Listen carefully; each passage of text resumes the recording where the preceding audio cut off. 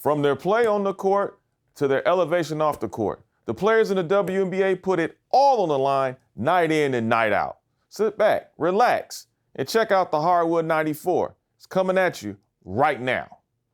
You know what? It's game time. Let's tip it off.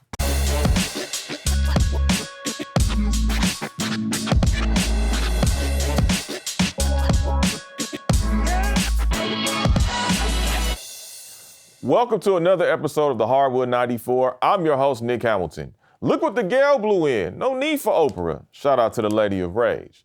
Yes, another interesting week surrounding the WNBA, so let's get to it. Congratulations to all of the players who officially made the roster for the 2024 USA Basketball Women's Team. They all earned and deserved it. But of course, many of the Caitlin crybabies, from fans to some in the media, are in an apparent outrage of the fact that Indiana Fever star Caitlin Clark was not selected to be on the 2024 USA Basketball Team. I've heard very few intelligent conversations on this matter, but a whole lot of dumbass, misinformed, whining, I need a blankie type takes on why it's wrong or foul that Clark was not selected. The dumbest takes have come from prominent media members with large platforms that don't have a clue if someone bought it for them when it comes to how the USA Basketball Committee selects its players to represent. Now, even former WNBA player and current basketball analyst Chiney Ogwumike tried to school them, but to no avail.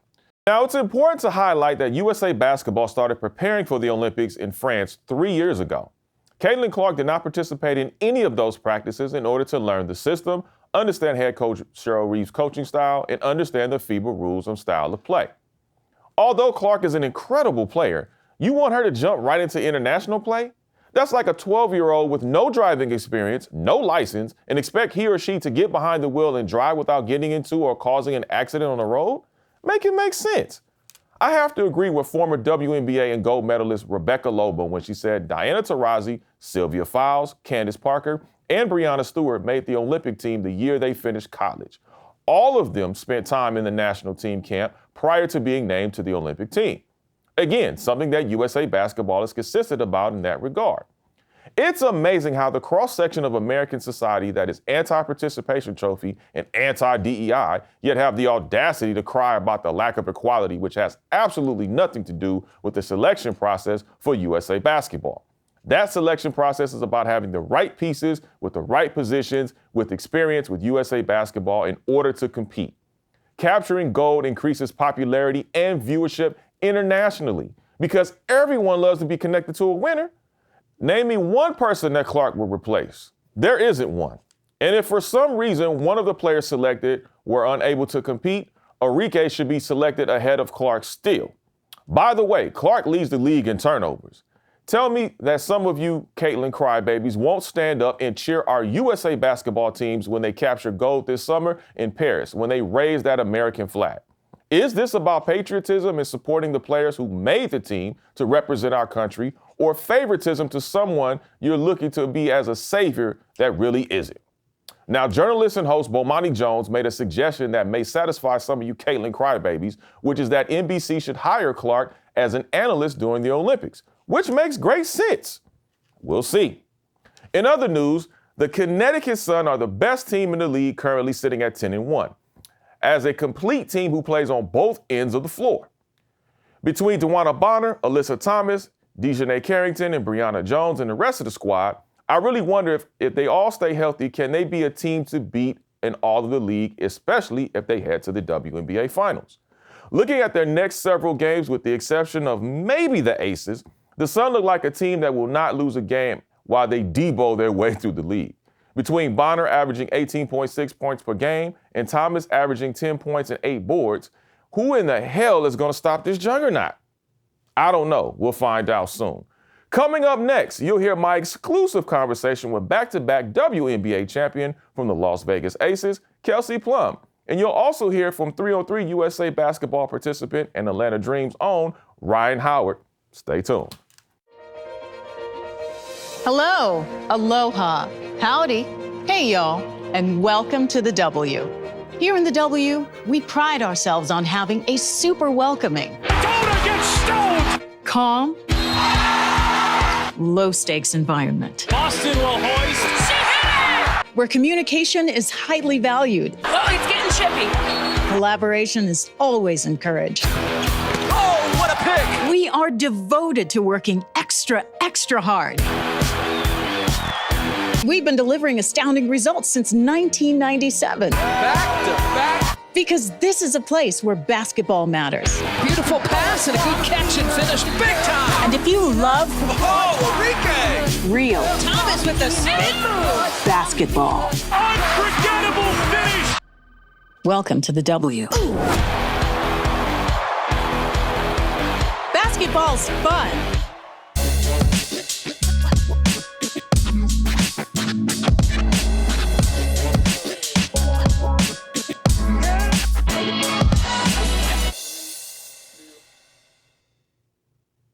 Welcome back to the Hardwood 94. It's not often that you get a chance to talk to back-to-back champions in any sport.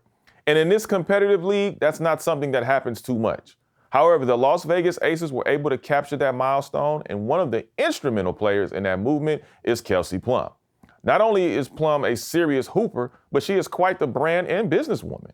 I spoke with the 2024 Olympian about the team, Asia Wilson, Plum's outside business ventures, and much more. Check it out. So I'm here with two-time WNBA champion from the Las Vegas Aces, Kelsey Plum. First of all, I got to ask you, just for this season, and how you guys, obviously the target has been bigger, but the league and the competition has been bigger. So how have you guys been able to adjust for that and prepare for that as you guys go along in the season? We haven't adjusted very well, but it's a long season, and every year is different. It's with different adversity, so we're just gonna continue to get better and build on game to game.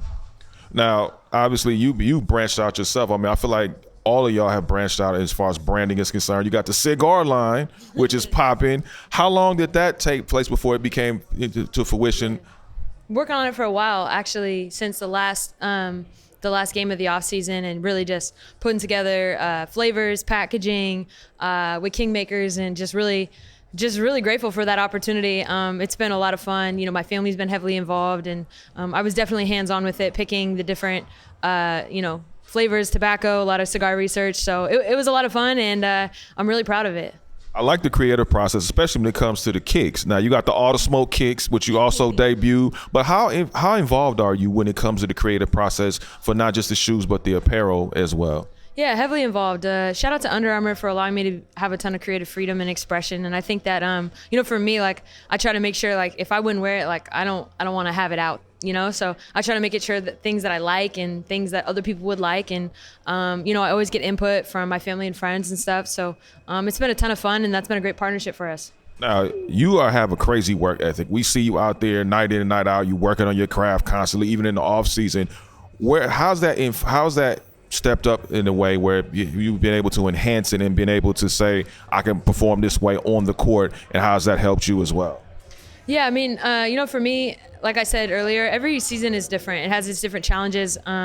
Just playing a ton of minutes and trying to conserve my energy when I can, but also stay true to myself, stay super aggressive on both sides of the ball, and just have a lot of fun doing it. So I'm always going to try to get better and grow and look at the film. And, this season's schedule is pretty hectic, so you can't be on your feet as much as maybe I'd like, but that's okay.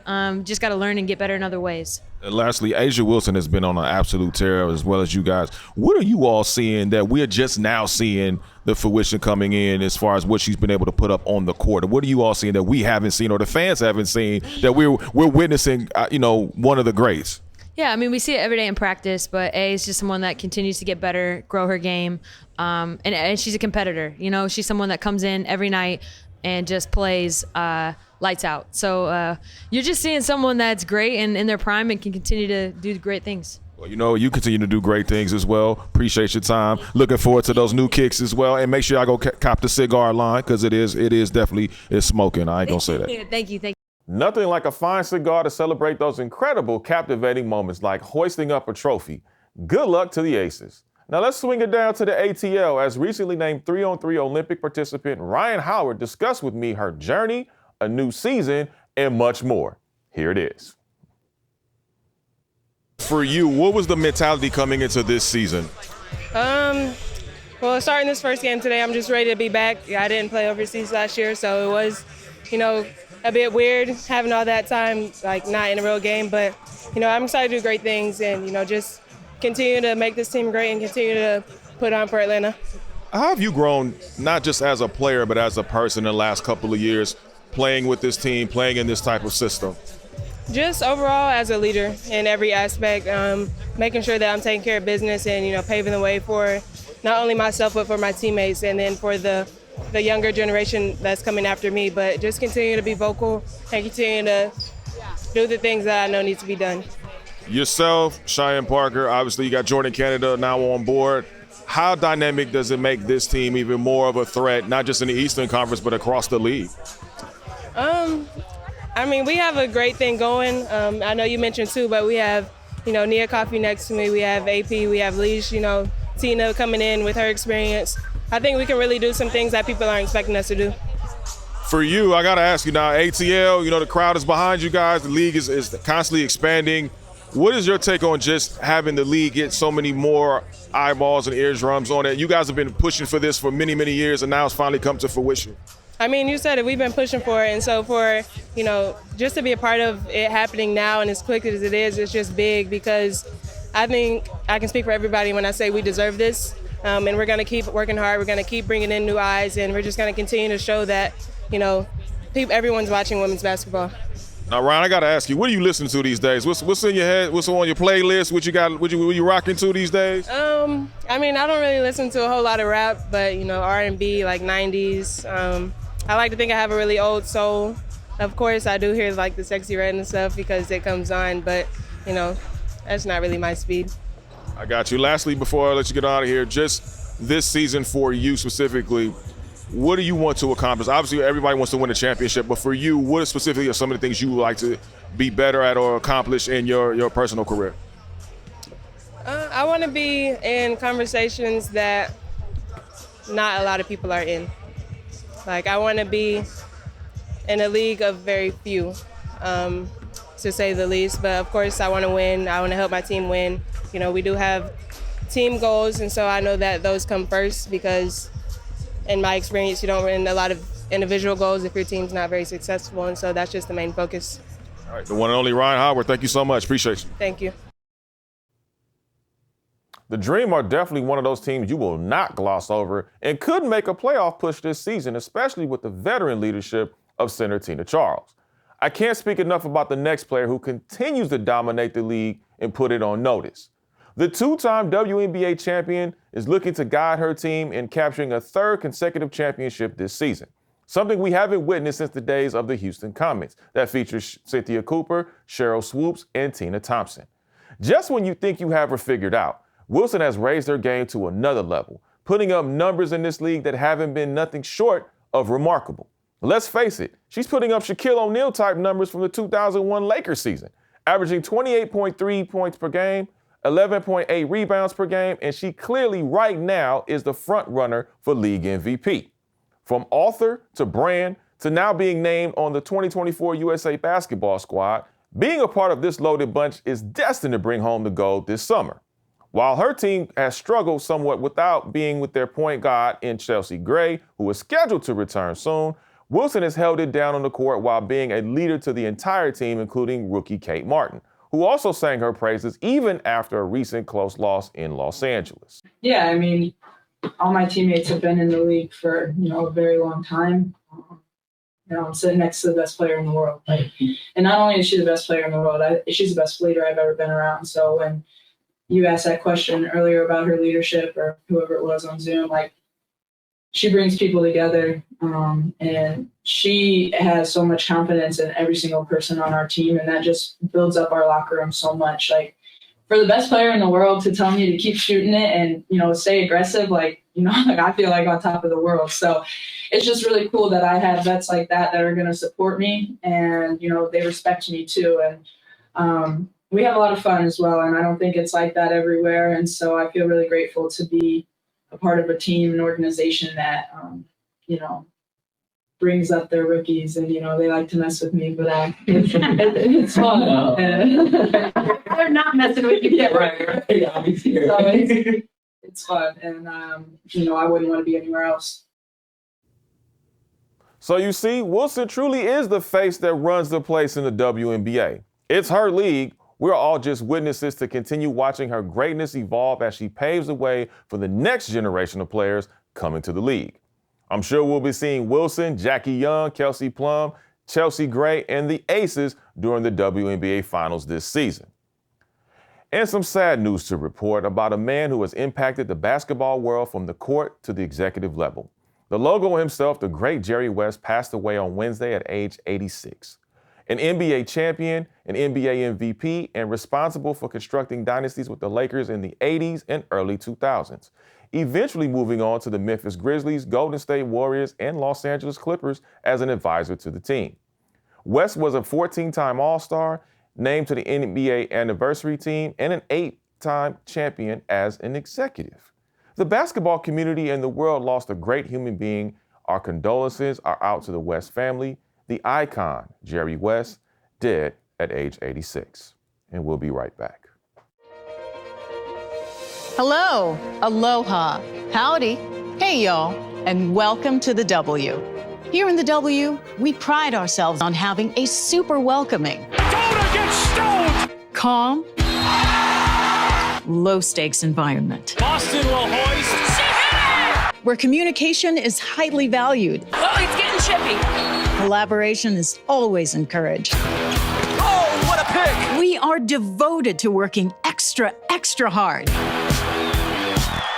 We've been delivering astounding results since 1997 Back to back. because this is a place where basketball matters. Beautiful pass and a good catch and finish. Big time! And if you love Oh, Enrique! real Thomas with the spin move. basketball, Unforgettable finish! welcome to the W. Basketball's fun.